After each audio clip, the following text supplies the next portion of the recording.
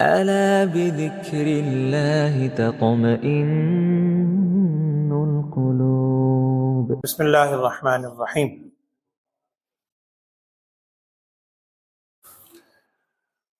آج اللہ تعالیٰ کے فضل و کرم سے قرآن پاک جو اللہ نے ہمیں سننے کی توفیق دی، اس میں قرآن پاک کے 29ویں پارے کا آغاز ہوا۔ سورہ ملک، سورہ قلم، سورہ حاقہ، سورہ معارج اور سورہ نوح، یہ چھوٹی چھوٹی دو رکوع کی صورتیں آج آپ نے سنی۔ 29ویں پارے کا نصف میں جو آپ سے بات عرض کر رہا تھا، کل غالباً سورہ حجرات میں جو معاشرتی احکامات تھے وہ میں نے مختصراً آپ سے مکمل کیے تھے۔ اس کے بعد وہی گزشتہ صورتیں ہیں، ان میں سے ایک دو بات میں بس مختصراً عرض کر رہا ہوں آپ سے۔ آپ نے 27ویں پارے میں ایک صورت سنی، سورہ نجم۔ اس سورہ والنجم کے حوالے سے ایک واقعہ تفاسیر میں لکھا ہے، سیرت کی کتابوں میں بھی، آپ کے علم میں بھی ہوگا پہلے، تو میں ایک سیرت کا حوالہ دے دیتا ہوں، پھر اس صورت کا ذکر اس میں آئے گا، آپ کو اندازہ ہوگا۔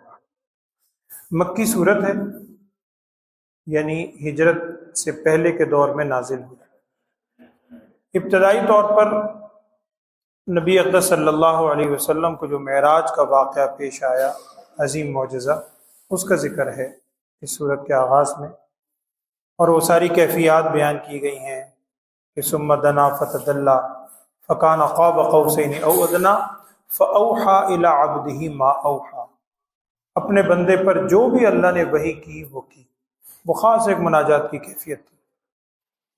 اس میں تھوڑا سا آگے جا کر مکے کے لوگ جن بتوں کو پوجتے تھے ان بتوں کا نام ہے اس صورت۔ افرأیتم اللات والعزی ومناۃ الثالثۃ الاخری۔ لات، منات، عزی، یہ بڑے بڑے بت تھے جن کو اہل عرب بہت پوجتے تھے، ان کے ذہنوں میں بڑی ان کی قدر تھی۔ اور آج جہاں صورت منزل مکمل ہوئی ہے سورہ نوح میں، اب وہاں ان 5 بتوں کا ذکر ہے۔ وقالوا لا تذرن آلہتکم ولا تذرن ودا ولا سواعا ولا یغوث ویعوق والنصر، یہ بھی 5 بتوں کے نام ہیں، بتوں کے نام اس کے اندر آئے۔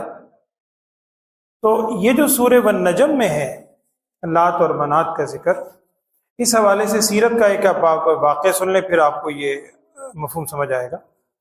نبی اقدس صلی اللہ علیہ وسلم نے مدینہ منورہ کی طرف ہجرت فرمائی، اس سے پہلے نبی صلی اللہ علیہ وسلم نے صحابہ کو حکم دیا تھا، اجازت دی تھی حبشہ کی طرف ہجرت کرنے۔ حبشہ کی طرف جو ہجرت ہوئی ہے وہ 2 مرتبہ ہوئی، ہجرت حبشہ اولا، پھر ہجرت حبشہ ثانیہ۔ یہاں سیرت نگار لکھتے ہیں کہ دوبارہ ہجرت کی نوبت کیوں پیش آئی، اور ذہن میں رکھیں کہ پہلی دفعہ جو ہجرت ہوئی تھی، ہجرت کر کے صحابہ چلے گئے، بڑے اطمینان سے رہ رہے تھے، اور یہ جو واقعہ ہے نا کہ کفار کے پیچھے افراد گئے تھے اور وہاں حضرت جعفر ابن ابی طالب رضی اللہ تعالیٰ عنہ نے تقریر کی تھی اس حبشہ کے بادشاہ کے سامنے، نجاشی کے سامنے، یہ دوسری ہجرت کا واقعہ ہے۔ تو پہلی دفعہ جب ہجرت ہو گئی تھی، اطمینان سے صحابہ رہ رہے تھے، تو وہ حبشہ سے واپس کیوں آئے؟ اس واپس آنے کی ایک وجہ مفسرین نے یہ لکھی ہے کہ مکہ مکرمہ میں نبی اقدس صلی اللہ علیہ وسلم سورہ والنجم کی تلاوت فرما رہے تھے، یہی والنجم اذا ہوا ما ضل صاحبکم وما غوی۔ اس صورت میں آگے جا کے بھی میں نے آپ سے عرض کیا کہ افرأیتم اللات والعزی ومناۃ الثالثۃ الاخری۔ آپ صلی اللہ علیہ وسلم تلاوت فرما رہے ہیں، صحابہ کرام بھی پیچھے کھڑے ہوئے ہیں، رات کا سناٹا ہے، کفار مکہ بھی ایک طرف بیٹھے ہوئے تھے، آیا کرتے تھے، انہوں نے بھی اس رات کے سناٹے میں پہلے بھی اتفاق ہوا ہوگا، یہ الفاظ سننے شروع کیے، یہ والنجم اذا ہوا۔ اب اللہ کا کلام ہے، رسول اقدس صلی اللہ علیہ وسلم کی زبان مبارکہ ہے، بیت اللہ کا سایہ ہے، رات کا سناٹا ہے، اثر تو ہونا۔ اب وہ بڑے توجہ سے سننے لگے، دل پہ اثر بھی ہو رہا ہے۔ اچانک یہ جب انہوں نے سنا کہ جی افرأیتم اللات والعزی ومناۃ الثالثۃ الاخری الکم الذکر وله الانثی تلک اذا قسمۃ ضیزی، یہ تو بڑی عجیب تقسیم ہے کہ تم نے اپنے لیے تو مذکر رکھے ہیں، اللہ کے لیے مؤنث، پہلے بھی میں نے عرض کیا تھا۔ اب جب لات منات کا ذکر آیا تو یہ اور جو ہلنے والے تھے یہ بھی توجہ ہو گئے کہ یہ تو ہمارے لات منات عربی سمجھتے تھے، بہترین عرب اہل زبان۔ اب پڑھتے پڑھتے پڑھتے پڑھتے بڑے مبہوت ہو کے سن رہے ہیں۔ اس سورت کے آخری جو الفاظ ہیں اس میں سجدے والی آیت ہے۔ نبی صلی اللہ علیہ وسلم نے وہ آیت تلاوت کی اور سجدہ فرمایا۔ اب صحابہ جو پیچھے کھڑے تھے وہ تو صحابی ہیں، نبی صلی اللہ علیہ وسلم نے سجدہ کیا، صحابی بھی سجدے میں چلے گئے۔ اب کتابوں میں لکھا ہے کہ یہ جو کفار کے بڑے بڑے سرداران یہ سن رہے تھے، اتنے مبہوت ہوئے سننے میں کہ انہیں سمجھ نہیں آیا، یہ بھی بے اختیار سجدے میں گر گئے۔ سمجھ نہیں رہے کہ ہوا کیا ہمارے ساتھ۔ قرآن سن رہے ہیں، سنتے سنتے جب صحابہ کو دیکھا خود بھی سجدے میں۔ اب اس وقت بیت اللہ کی یہ صورت تو نہیں تھی کہ بڑی چار دیواری ہے اور باب عبدالعزیز پر باب الفتح، یہ بنے ہوئے دروازے۔ اسی طرح تھا بیت اللہ، ساتھ ہی آبادیاں تھیں، ساتھ گھر تھے لوگ۔ وہاں کچھ لوگوں نے دیکھ لیا ان کو، کفار کے بڑے بڑے سرداروں کو، کہ یہ بھی سجدہ کر رہے ہیں، آگے صحابہ کھڑے میں، سامنے نبی صلی اللہ علیہ وسلم۔ وہ بڑے چونکے اور شاید یہ افواہ پھیلی کہ جی یہ بڑے بڑے سردار تو مسلمان ہو گئے۔ بعد میں اگرچہ لان تان بھی کی انہوں نے، سارا کچھ ہوا۔ یہ ان میں سے ایک شخص کے بارے میں یہ بھی آتا ہے، اس نے مٹی اٹھا کے ایسے کر کے ماتھے پہ رکھ لی تھی، اس نے کہا سجدہ، پھر بھی اس نے اتنی تعظیم کی۔ اب جب بعد میں لان تان کرنے لگے کہ یہ تم نے کیا کیا، یہ تم سجدے میں ہو گئے ان کے ساتھ، انہی کے وہ اپنے رب کو سجدہ کر رہے ہیں، تم بھی بے ساختہ سجدے میں گرے، یہ کیا کیا۔ اب بعد میں وہ ایک دوسرے کو لان تان تو کی، لیکن یہ جو ایک غلط فہمی یا افواہ پھیلی تھی، یہ کچھ لوگ جو جا رہے تھے سفر میں اس وقت دیکھ کے، وہ سفر میں گئے، یہ افواہ پھیلتی پھیلتی حبشہ پہنچ گئی، اور حبشہ والوں کو یہ خبر ملی کہ جی مکے کے جو بڑے بڑے سردار ہیں وہ تو مسلمان ہو گئے۔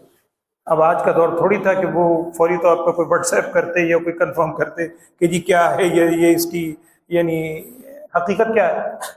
انہوں نے افواہ سنی، اور واقعتاً انہوں نے جب یہ بات سن لی کہ جی بڑے بڑے سردار مسلمان ہو گئے، انہوں نے کہا ہمیں پھر نبی صلی اللہ علیہ وسلم سے دور رہنے کی کیا ضرورت ہے؟ ہم تو آپ صلی اللہ علیہ وسلم سے دور اس لیے آئے تھے کہ وہاں ظلم و ستم ہے، جب وہ ظلم و ستم کرنے والے خود ایمان لے آئے تو ہمیں دور رہنے کی کیا ضرورت ہے۔ وہ صحابہ وہاں سے جتنی بھی اس وقت کم تعداد تھی، 12-15 کے قریب تھے، وہ صحابہ واپس آ گئے۔ اب جب مکے کے قریب تھے، ابھی مکے نہیں پہنچے تھے، مکے کے قریب تھے، معلوم ہو جناب وہ تو افواہ غلط تھی، ان کا ظلم و ستم تو اسی طرح جاری ہے بلکہ اور شدت ہے۔ لیکن اب چونکہ مکے کے قریب آ گئے تھے، پھر بہرحال مکے میں آ گئے، مکے میں آ کے سارے وہاں کے حالات بتائے، اور یہ رہا کہ حبشہ کے بادشاہ نے بڑا اکرام کیا، بڑی عزت سے ہم آ رہے ہیں۔ پھر یہ پلاننگ کر کے دوبارہ ہجرت ہوئی ہے حبشہ کی طرف، جس میں 83 کے قریب مرد و عورت شامل تھے، کچھ عورتیں تھیں 12-15، کچھ مرد تھے، وہ ساری تعداد لکھی ہے سیرت میں۔ تو یہ بنیادی وجہ بنی تھی جو سیرت نگار لکھتے ہیں حبشہ کی طرف دوبارہ ہجرت کرنے کی، یعنی وہ ہجرت سے واپس کیوں ہوئے، اس کا واقعہ یہی تھا کہ سورہ والنجم اذا ہوا کی نبی صلی اللہ علیہ وسلم تلاوت فرما رہے ہیں، اور اس کے اندر جب آپ صلی اللہ علیہ وسلم نے سجدہ کیا، کفار نے سجدہ کیا، وہ افواہ پھیل گئی کہ جو لوگ مسلمان ہو گئے اور وہ لوگ اس طرح واپس آ گئے۔ تو سورہ والنجم کے اندر یہ الفاظ گزرے۔ اس کے بعد سورہ قمر آپ نے سنی، اس کے آغاز میں بھی وہی ہے، اقتربت الساعۃ وانشق القمر۔ شق قمر بڑا عظیم معجزہ ہے نبی اقدس صلی اللہ علیہ وسلم کی ذات مقدسہ کا، لیکن بات وہی ہے، معجزے مطالبہ بھی کیا، طلب کر کے معجزے مانگے۔ نبی صلی اللہ علیہ وسلم سے پہلے جو قومیں ہیں، اگر وہ مطالبے پر کوئی معجزہ طلب کرتے اور معجزہ دکھا دیا جاتا اور ایمان نہ لاتے، پھر اللہ کی طرف سے فوری عذاب آ جاتا۔ قوم سمود نے بھی یہ کیا تھا، آپ پیچھے سن چکے، مطالبہ کیا تھا کہ یہ چٹان پھٹے، اس میں سے اونٹنی نکلے، وہ بچہ جنے، پھر ہم ایمان لائیں گے۔ وہ سارا کچھ ہوا، ایمان نہیں لائے، جب ایمان نہیں لائے پھر اللہ کی طرف سے عذاب آ گیا۔ یہ تو رسول اکرم صلی اللہ علیہ وسلم کے رحمت للعالمین ہی ہے کہ اس امت پر وہ کیفیت نہیں ہوتی۔ بہرحال انہوں نے اس میں اقتربت الساعۃ وانشق القمر، اسی کا ذکر ہے سورہ قمر۔ اس کے بعد ایک میں نے بات آپ سے عرض کرنی ہے، 27ویں پارے کی آخری صورت ہے سورہ حدید۔ حدید کہتے ہیں لوہے کو، اور ہمارے والد صاحب رحمۃ اللہ علیہ ایک لطیفہ ہی ہے، سچا واقعہ سنایا کرتے تھے۔ کہنے لگے ہندوستان میں ایک بزرگ تھے اور شیخ الحدیث تھے غالباً، ان کے کسی شاگرد نے ان کا بڑا نام خوبصورت کر کے لکھا اور شیخ الحدیث فلاں صاحب لکھ کے نا وہ گھر کے باہر تختی جیسے لگا دی۔ اب ہر آنے والا دیکھتا تھا شیخ الحدیث، باقی شیخ الحدیث تھے بزرگ۔ اب کہنے لگے وہ سادہ سا محلہ تھا، والد صاحب فرمانے لگے، کہتے ہیں اسی میں چند قدم آگے نا ایک لوہار رہتا تھا، لوہار۔ اب لوہار نے کہیں دیکھا شیخ الحدیث، لوہار صاحب نے کیا کیا، اس نے بھی کتبہ لکھوایا، اس پہ لکھا شیخ الحدید شیخ الحدید، حدید کا مطلب لوہا، اور باقی وہ شیخ الحدید کا مطلب یہ تھا کہ لوہے کے بڑا ماہر اور لوہے کا استاد، تو وہ شیخ الحدید اس نے لکھوایا۔ اب اکثر آنے والا اس گھر پہ چلا جاتا ہے، یہ شیخ الحدید، انہوں نے کہا جی شیخ الحدید ہیں، شیخ الحدیث صاحب ادھر ہیں، تو وہ شیخ الحدید، حدید کا مطلب ہے لوہا۔ قرآن کیا کہہ رہا ہے؟ وَأَنزَلْنَا الْحَدِيدَ فِيهِ بَأْسٌ شَدِيدٌ وَمَنَافِعُ لِلنَّاسِ، ہم نے لوہا اتارا، اس میں بڑی سختی بھی ہے اور لوگوں کے لیے بڑے منافع بھی۔ ظاہری بات آج کل آپ دیکھتے ہیں آئرن سے، لوہے سے ساری آپ کی مشینی چلتی ہے، اس پر بیس ہی وہی ہے۔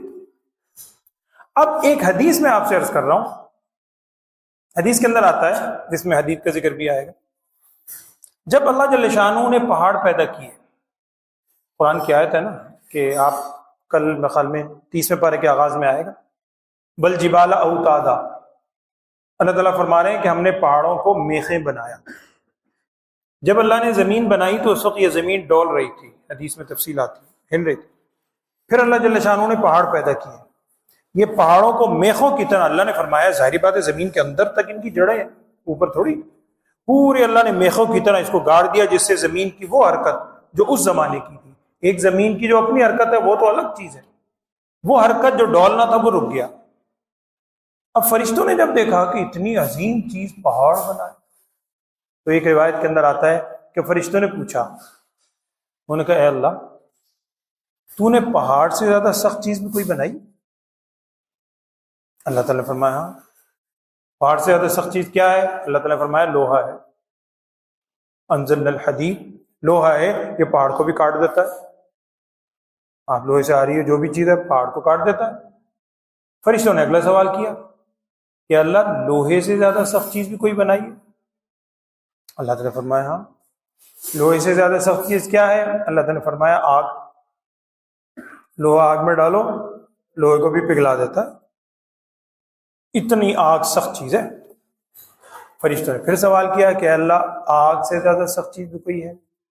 اللہ نے فرمایا بالکل ہے، پانی، آگ پہ ڈالو آگ کو بھی بجھا دیتا ہے، اتنی قوت اللہ نے رکھی، اس میں خاصیت رکھی۔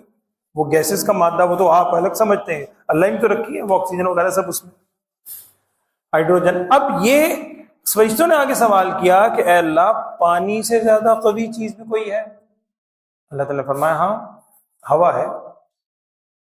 ہوا جب تیز آ رہی ہو پانی کا رخ بھی موڑ دیتی ہے، کبھی ادھر پانی اڑ رہا ہے کبھی ادھر جا رہا ہے، ہوا رخ موڑ دیتی ہے پانی۔ آخری بات جو میں نے عرض کرنی ہے، فرشتوں نے پوچھا کہ اللہ، پانی سے زیادہ کوئی مضبوط کوئی بڑی چیز بھی ہے؟ اللہ تعالیٰ نے فرمایا کہ اس سے بھی بڑی چیز ہے یہ حضرت انسان۔ اور اس حدیث کا مفہوم یہ ہے، نبی صلی اللہ علیہ وسلم آگے ارشاد فرمائے جس کا مفہوم ہے، اور وہ شخص کہ بعض اوقات وہ صدقہ کرتا ہے اور اتنا خفیہ صدقہ کرتا ہے کہ دایاں ہاتھ اگر صدقہ دے رہا ہے بائیں ہاتھ کو بھی پتہ نہیں چلتا، ایسا بندہ مومن جس کے اندر اتنا اللہ کا خوف ہے، اتنا خلوص ہے، اتنی اس کے اندر تقوی ہے، یہ واقعتاً ان تمام چیزوں پر بھاری ہے۔ ویسے تو انسان کو اشرف المخلوقات نہیں کہا، تمام مخلوقات سے اشرف ہے، لیکن میں نے عرض کیا تھا پہلے بھی کہ یہ انسان تخلیق کے اعتبار سے، پیدائش کے اعتبار سے یہ جانوروں سے تو برتر ہے لیکن فرشتوں سے کمتر ہے پیدائش کے اعتبار سے۔ پھر جو اللہ تعالیٰ نے اس کو دنیا میں ٹائم دے کر بھیجا ہے، یہ جو دنیا میں زندگی گزارتا ہے جتنی اللہ نے دی ہے، وہ زندگی گزارنے پر انحصار ہے۔ اگر یہ زندگی اچھی کرتا ہے، نیک اعمال کرتا ہے، اللہ تعالیٰ سے ڈرتا ہے، اہل جنت والے کام کرتا ہے، تو نیک اعمال کی بدولت یہ فرشتوں سے بھی برتر ہو جاتا ہے۔ اور اگر خدا نخواستہ اللہ معاف فرمائے جانوروں سے برتر تھا تخلیق میں، عقل و شعور دیا، ایسا عقل و شعور جانور کو نہیں دیا، لیکن اگر یہ انسانیت سے گر جاتا ہے اور ساری غلط کاموں میں اپنی ساری صلاحیتوں کو صرف کرتا ہے، اس صورت کے اندر پھر قرآن نے اس کے بارے میں کہا ہے کہ اولئک کالانعام بل ہم اضل، پھر یہ انسان جانور سے بھی بدتر ہو جاتا ہے۔ تو یہ انسان ہی ہے، حضرت انسان، کہ جس کو اللہ نے ساری قوتیں دی ہیں۔ تو بہرحال منزل الحدید میں عرض کر رہا تھا، اس میں اس کا ذکر ہے۔ کل ہماری منزل کا آغاز ہوا تھا سورہ مجادلہ سے۔ کل بھی میں نے عرض کیا تھا مجادلہ کا لفظی مجادلہ، جھگڑا، ایک تو وہ واقعہ اس کے اندر آتا ہے، بالکل آغاز میں، تفصیل میں نہیں عرض کر رہا، بس 1-2 منٹ میں بات مکمل ہو رہی ہے۔ سورہ مجادلہ کے آغاز میں ہی واقعہ مشہور، ایک صحابیہ تھیں حضرت خولہ غالباً، ان کے جو شوہر تھے بوڑھے آدمی تھے، حضرت اوس نام آتا ہے، تو یہ اپنی اہلیہ کو ایک جملہ کہہ بیٹھے۔ اور زمانے جاہلیت میں، نبی صلی اللہ علیہ وسلم کے زمانے میں بھی عربوں میں یہ معمول تھا کہ اگر کوئی اپنی بیوی کو یہ جملہ کہہ دیتا کہ تو مجھ پر میری ماں کی پشت کی طرح ہے، انت علیہ کظہر امی، میری ماں کی زہر پشت کی طرح ہے، یعنی آسان زبان میں اپنی ماں یا جو محرمات ابدیہ ہیں، یہ میں نے عرض کیا تھا 4 پارے کے آخر میں، جن سے ہمیشہ کے لیے نکاح حرام ہے، اپنی بیوی کو ان محرمات ابدیہ کے کسی ایسے عضو سے تشبیہ دے دے جس کا دیکھنا جائز نہیں ہے، تو ایسی صورت میں وہ ایک طرح سے طلاق پڑ جاتی تھی۔ طلاق کے الفاظ نہیں ہوتے تھے، لیکن یہ تشبیہ دینے سے، انت علیہ کظہری امی کہنے سے اس کو طلاق ہو جاتی تھی۔ وہ خاتون آئیں اور کہنے لگی کہ میرے شوہر نے، حضرت اوس نے، مجھے یہ الفاظ کہیں۔ نبی صلی اللہ علیہ وسلم ارشاد فرمایا، بھئی تیرے بارے میں مجھ پر اللہ کی طرف سے کوئی حکم نہیں اترا، یعنی کوئی نیا حکم نہیں آیا، اگر انہوں نے یہ جملہ کہا ہے تو جیسے دستور ہے طلاق ہوگا۔ اب یہ نبی صلی اللہ علیہ وسلم سے بار بار فریاد کر رہی ہیں، نبی صلی اللہ علیہ وسلم بار بار یہ بات کر رہے ہیں۔ اس کے بعد قرآن سے یہ الفاظ اترے، قد سمع اللہ قول التی تجادلک فی زوجہا، بے شک اللہ تعالیٰ نے اس خاتون کی سن لی جو آپ سے جھگڑ رہی تھی اور اللہ کے حضور شکایت کر رہی تھی۔ ام المؤمنین اما عائشہ صدیقہ رضی اللہ تعالیٰ عنہ فرماتی ہیں کہ اللہ تعالیٰ کی اللہ ہی جانتا ہے، کہنے لگی میں اس حجرے میں ساتھ بیٹھی تھی، میں اس کی گفتگو پورے طور پر نہیں سن سکی، اللہ نے عرش پہ سن لی، تو اللہ ہی سننے والا ہے۔ قد سمع اللہ قول التی، اس کے بعد پھر وہ سارا زہار کا جو ایک واقعہ زہار آتا ہے وہ سارا اس میں ذکر ہے۔ اس کے بعد پھر اس میں یہ کہا گیا کہ تمہاری مائیں تو وہی ہیں جنہوں نے تمہیں جنا ہے، ان امہاتہم الا اللائی ولدنہم، اب یہ بیوی کو ماں کہنے سے وہ ماں تھوڑی بن گئی، لیکن جو جملہ کہا ہے لَيَقُولُونَ مُنْكَرًا مِنَ الْقَوْلِ وَزُورًا، یہ انتہائی بدترین جملہ ہے۔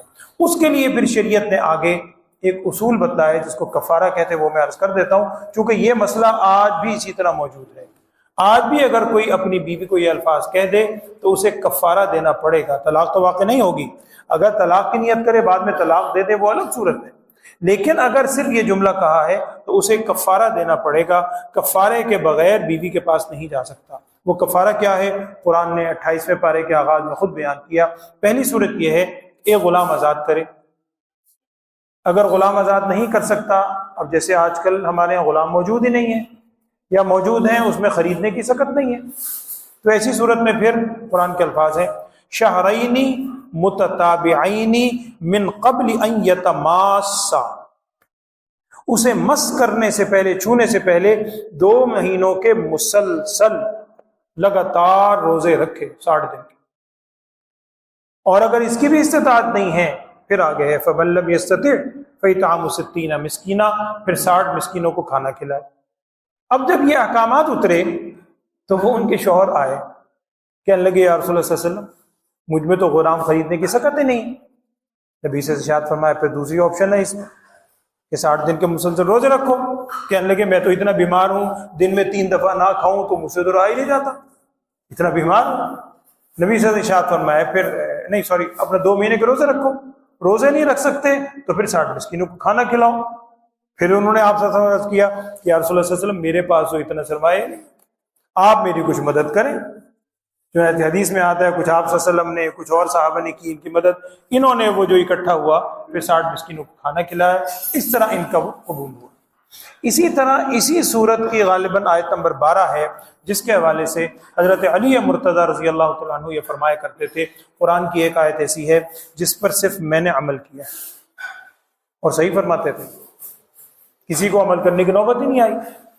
وہ مختصر واقعہ یہ ہے، بس آخر میں عرض کر رہا ہوں کہ اسی سورہ مجادلہ کے اندر ہے 12ویں یا 13ویں آیت، اس میں اصل میں معمول یہ تھا کہ یہ جو منافقین تھے، یہ منافقین بھی، یہود بھی، دیگر حضرات بھی نبی صلی اللہ علیہ وسلم کے پاس آتے اور بیٹھ آپ صلی اللہ علیہ وسلم کے پاس آنے کے بعد دیر تک بیٹھے رہتے، اکیلے میں ملتے کہ جی ہم نے علیحدگی میں بات کرنی ہے، آپ صلی اللہ علیہ وسلم محبت میں بیٹھے رہتے، یہ تنگ کرنے کے لیے تاکہ اور صحابی کو بھی موقع نہ ملے اور آپ صلی اللہ علیہ وسلم کو بھی تنگ کرنا ہے۔ اللہ تعالیٰ کی طرف سے حکم آ گیا کہ اے ایمان والو، اگر تم نے نبی صلی اللہ علیہ وسلم سے کوئی مناجات کرنی ہے تو مناجات کرنے سے پہلے علیحدگی میں بات کرنے سے پہلے صدقہ دیا کرو، صدقہ دو پھر بات کرو۔ اب منافقین جتنے تھے ان کی تو جان جاتی تھی صدقے سے، وہ کہاں صدقہ تھے، وہ تو ویسے پیچھے ہٹ گئے، اور جو ویسے بھی صحابہ تھے وہ رک گئے۔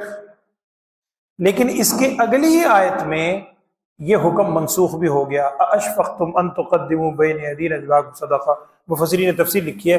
تو حضرت علی مرتضیٰ رضی اللہ تعالیٰ فرمایا کرتے تھے کہ جب یہ آیت اتری تو میں نے سب سے پہلے یہ آیت سننے کے بعد آپ صلی اللہ علیہ وسلم سے کوئی بات کرنی تھی، میں نے تھوڑا سا صدقہ دیا اسی نیت سے، اور نبی صلی اللہ علیہ وسلم کے پاس جا کر میں نے جو بات کرنی تھی وہ بات کی اور آ گیا۔ اور صحابہ بھی سوچ ہی رہے تھے، انہیں اس چیز کا موقع نہیں ملا۔ اگلی آیت میں اگلے دن یا کچھ عرصے کے اندر وہ حکم منسوخ ہو گیا۔ اب منسوخ ہونے کے بعد وہ لازمی نہیں رہا، ویسے نفلی طور پر کوئی دے الگ ہے، تو وہ جو وجوب کا حکم تھا اس پہ حضرت علی مرتضیٰ رضی اللہ عنہ فرمایا کرتے تھے کہ اللہ تعالیٰ نے صرف مجھے توفیق دی ہے اس پر عمل کرنے کی۔ اس کے علاوہ سورہ ملک کے حوالے سے جہاں سے آج آغاز ہوا، اسی طرح سورہ معارج کے حوالے سے 1-2 باتیں ہیں، وہ میں کل انشاءاللہ آپ سے عرض کروں گا۔ اللہ تعالیٰ عمل کی توفیق دے، آمین۔ الحمدللہ رب العالمین، اللہم صلی علی سیدنا و مولانا محمد وعلی آل سیدنا و مولانا محمد وبارک وسلم۔ اللہم ارنا الحق حقا وارزقنا اتباعہ وارنا الباطل باطلا وارزقنا اجتنابہ۔ یا اللہ ہم سب کے گناہوں کو معاف فرما، لغزشات سے درگزر فرما، ہم سب کو دین پر کامل طور پہ عمل کرنے کی توفیق عطا فرما، قرآن کی تمام تعلیمات پہ ہم سب کو کامل عمل کی توفیق عطا فرما۔ وصلی اللہ تعالی علی خیر خلقہ سیدنا و مولانا محمد وعلی آلہ واصحابہ اجمعین، آمین برحمتک یا